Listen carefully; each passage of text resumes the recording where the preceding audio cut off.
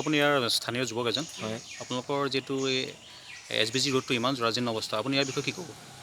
এটো ক'বলৈ গ'লে মানে দেখিছে আপুনি কিমানখিনি জৰাজীৰ্ণ অৱস্থা হৈছে আজি 3 বছৰ আগতে ইয়াক মেৰামতি কৰা হৈছিল বা নতুনকৈ বনোৱা হৈছিল কিন্তু আজি 3 বছৰ সম্পূৰ্ণ নহওঁতে আজি ভাগি আপোনাৰ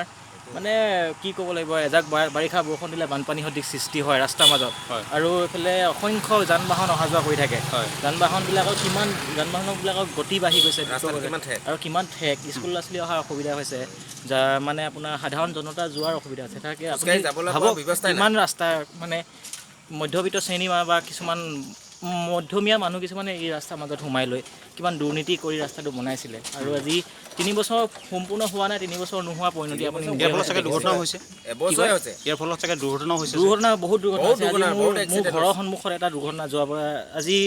1 মাহ মানৰ আগতে এটা দুৰ্ঘটনা হৈছে সেই দুৰ্ঘটনাত এজন মানুহ মোৰ গাঁৱৰে ককাই সহোদৰ হয় তেওঁ আপোনাৰ বুকুৰ কামিহা ভাগি আজিও পৰি আছে বিছনাত এজন মৃত্যু হৈ গৈছে ইয়াতে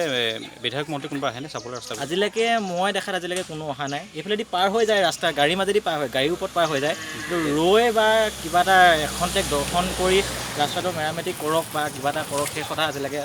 কোনো মানে ব্যক্ত কৰা নাই আপুনি চৰকাৰলৈ কি আহ্বান জনাব শেষত চৰকাৰলৈ আহ্বান জনাওঁ যে গতিকে আজি এটা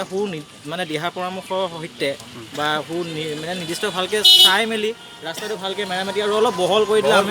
অলপ সুবিধা হয় আৰু আমাৰ